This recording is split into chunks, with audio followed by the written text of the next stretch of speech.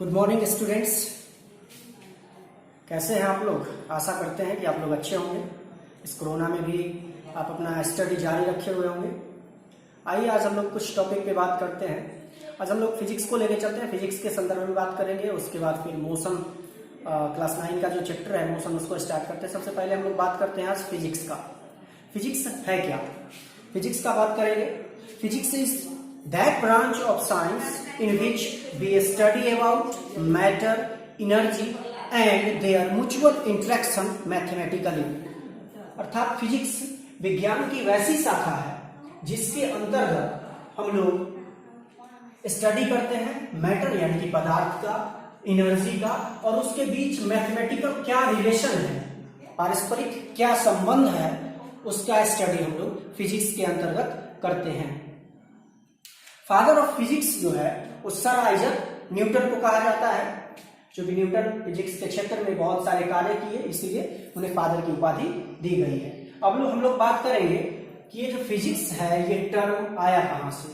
तो जो फिजिक्स है एक ग्रीक वर्ड से आया है। जो फ्यूसिस एक ग्रीक वर्ड है, उस वर्ड से लिया गया है जिसका अर्थ होता है नेचर यानी कि प्राकृतिक। फिजिक्स जो है वो शुद्ध प्राकृतिक ज्ञान है और स्टडी पॉइंट ऑफ व्यू से भौतिक विज्ञान को यानी कि फिजिक्स को स्टडी में सुविधा हो, इसके ख्याल से इसको दो भागों में बांट दिया गया है। पहला क्लासिकल फिजिक्स और दूसरा मॉडर्न फिजिक्स। क्लासिकल फिजिक्स को हिंदी में चिर संबद्ध भौतिकी बोलते हैं और मॉडर्न फिजिक्स को हिंदी में आधुनिक भौतिकी बोलते हैं। तो क्लासिकल फिजिक्स किसको कहते हैं, हम लोग पहले बात कर लेते हैं क्लासिकल फिजिक्स का। तो 1900 ईस्वी तक, अभी 2020 है, हम बात कर रहे हैं 1900 ईस्वी तक। 1900 ईस्वी तक फिजिक्स के क्षेत्र में जो भी कार्य हुए, अगर हम उसका स्टडी करते हैं तो वो क्लासिकल फिजिक्स के अंतर्गत आएगा। और मॉडर्न फिजिक्स में 1900 ईस्वी से लेकर अभी 2020 तक जो भी फिजिक्स के क्षेत्र में कार्य हुए, अगर उसका हम स्टडी करते हैं तो वो मॉडर्न फिजिक्स के अंतर्गत रखा जाएगा। अब हम लोग बात करेंगे क्लास 9 का जो फर्स्ट चैप्टर है मोशन। तो मोशन के संदर्भ में हम लोग बात करेंगे, वो बेसिक चीज था।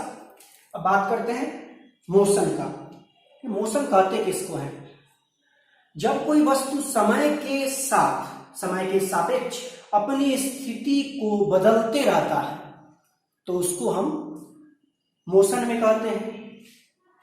When a body changes its position with respect to time from a fixed point, then the body is said to be in motion। जब कोई वस्तु समय के साथ अपनी स्थिति को बदलेगा तो वो मोशन में कहलाएगा। For example a boy running on the road. सड़क पर दौड़ता हुआ लड़का, दौड़ती हुई रेलगाड़ी, बहुत सारे इसके एग्जाम्पल हो सकते हैं, तो वो कहलाएगा मोशन। अब हम लोग बात करते हैं रेस्ट का। रेस्ट क्या होता है? जब कोई वस्तु समय के साथ अपनी स्थिति को नहीं बदलता है तो वो वस्तु रेस्ट में कहलाता है। When a body does not change its position with respect to time from a fixed point, then the body is said to be in rest। For example, a book lying on the table। Table पर रखा हुआ एक किताब उस समय के साथ अपनी स्थिति को नहीं बदल रहा है तो वो वस्तु मोशन में नहीं कहलाएगा, रेस्ट में कहलाएगा। हम समझते हैं कि ये दोनों कॉन्सेप्ट आपका क्लियर हो गया होगा। अगर कोई वस्तु काफी तेजी से मूव कर रहा है, जैसे सड़क पे कोई लड़का दौड़ रहा है, ट्रेन दौड़ रही है, तो ये सब चीज को एब्जॉर्ब करना इजी होता है। जबकि कुछ ऐसे बॉडी हैं जिसको कि इजीली एब्जॉर्ब नहीं किया जा सकता है। फॉर एग्जांपल अभी अर्थ मूव कर रहा है लेकिन इस चीज का एहसास आपको नहीं हो पा रहा है।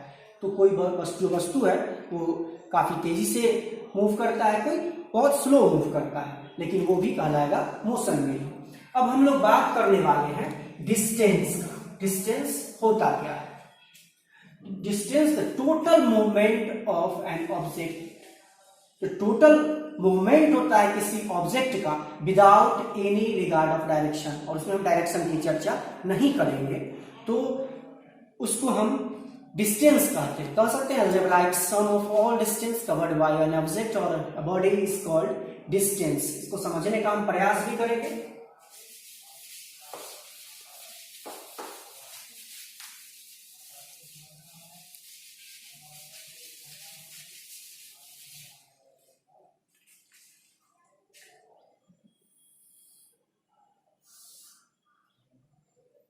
ए कोई पॉइंट है, ये बी पॉइंट है और सी पॉइंट है। मान के चलिए कि हमको ए पॉइंट से मान लिया जाए ये 10 मीटर है या 10 किलोमीटर मान सकते हैं, कुछ भी, ये 15 किलोमीटर।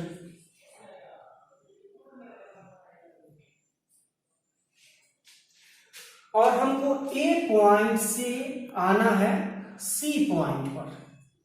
तो ए पॉइंट से सी पॉइंट पर आने के लिए हमको यहां से डिस्टेंस को ट्रेवल करते हुए ए पॉइंट से पहले बी पॉइंट पर आएंगे और बी पॉइंट से हम पुनः सी पॉइंट तक पहुंच जाएंगे। तो इस केस में अगर हम डिस्टेंस की बात करें तो टोटल डिस्टेंस जो होगा वो 10 किलोमीटर प्लस 15 किलोमीटर यानी कि 25 किलोमीटर हो गया। तो टोटल डिस्टेंस हम यहां जो टोटल डिस्टेंस हुआ 25 किलोमीटर हो गया। तो ये डिस्टेंस होगा। या फिर आप किसी भी पॉइंट से, जैसे आप विद्यालय आते होंगे तो डिफरेंट पाथ को ट्रेवल करके आते होंगे, तो जो टोटल जो सम होगा स्कूल आने तक, विद्यालय आने तक, जो टोटल सम होगा डिस्टेंस का, जो आप टोटल पाथ ट्रेवल किए हैं उसको हम डिस्टेंस बोलेंगे। अब हम लोग बात करेंगे डिस्प्लेसमेंट का। डिस्प्लेसमेंट क्या होता है? डिस्प्लेसमेंट अगर हम ऐसे समझते हैं कि ये कोई पॉइंट है और ये बी पॉइंट है और ए पॉइंट से हमको बी पॉइंट तक जाना है। तो ए पॉइंट से बी पॉइंट तक अगर हम ऐसे मान के चले, रास्ता चूंकि सीधा नहीं होता, अगर हम ऐसे आ गए तो ये डिस्टेंस कहलाएगा। डिस्टेंस कहलाएगा अगर हम ए पॉइंट से बी पॉइंट तक जाने का जो सबसे शॉर्टेस्ट वे होगा, जो सबसे कम दूरी होगी, उसको ट्रेवल करते हैं तो उसको हम डिस्प्लेसमेंट बोलेंगे। तो हम इसको ऐसे डिफाइन कर सकते हैं कि minimum distance between initial position to final position, मतलब इनिशियल पोजीशन से फाइनल पोजीशन के बीच में जो सबसे कम दूरी होगी, मिनिमम डिस्टेंस होगी, उसको हम डिस्प्लेसमेंट बोलेंगे। जितने भी डिस्टेंस होंगे वो तो डिस्टेंस है ही, हम डिस्प्लेसमेंट को भी, यहां से यहां तक की दूरी को भी हम डिस्टेंस कह सकते हैं। मतलब कहने का ये कि जो डिस्प्लेसमेंट होगा, डिस्प्लेसमेंट जो होगा उसको हम डिस्टेंस कह सकते हैं, लेकिन सभी डिस्टेंस को हम डिस्प्लेसमेंट नहीं कह सकते हैं। अब एक चीज और समझने की बात है, तो और उदाहरण से हम समझाना चाहेंगे। मान के चलिए कि ये कोई पॉइंट है और ये कोई पॉइंट है। अगर यहां से कोई ए पॉइंट से, ये बी पॉइंट है, ए पॉइंट से कोई चलना स्टार्ट किया और चल के बी पॉइंट तक पहुंच गया, तो इस केस में यहां पे ये जो डिस्टेंस ट्रेवल किया गया, ये जो पाथ ट्रेवल किया गया, इसको हम डिस्टेंस बोलेंगे। लेकिन ए पॉइंट से बी पॉइंट तक जाने के लिए ये जो दूरी होगी, ये जो डिस्टेंस होगा, सबसे कम होगा, तो इसको हम डिस्प्लेसमेंट बोलेंगे।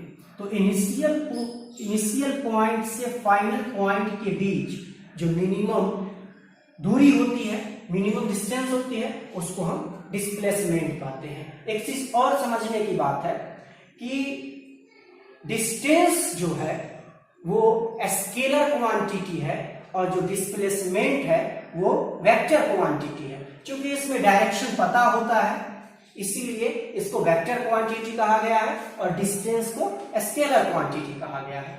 अब हम बात कर लेते हैं कि वेक्टर क्वांटिटी होता क्या है।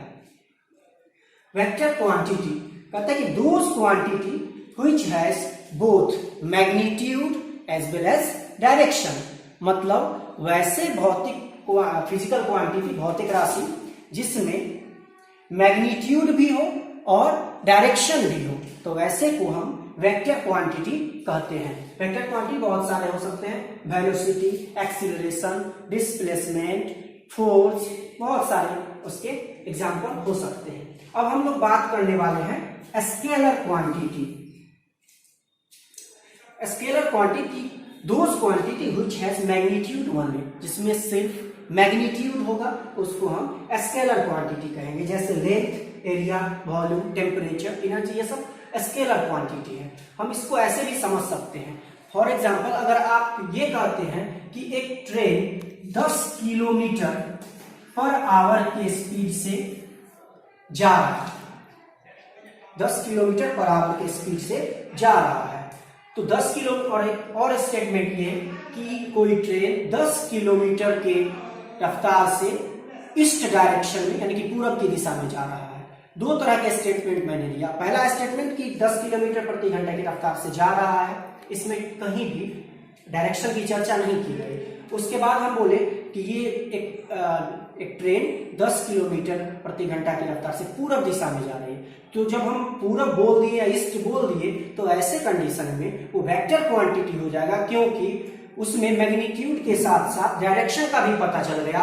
और सिर्फ मैग्नीट्यूड का पता चले तो उसको हम स्केलर क्वांटिटी बोलते हैं, और मैग्नीट्यूड और डायरेक्शन दोनों चीज का पता चलता हो तो उसको हम वेक्टर क्वांटिटी कहते हैं। लेकिन एक एक्सेप्शन भी आपको याद रखना है कि इलेक्ट्रिक करंट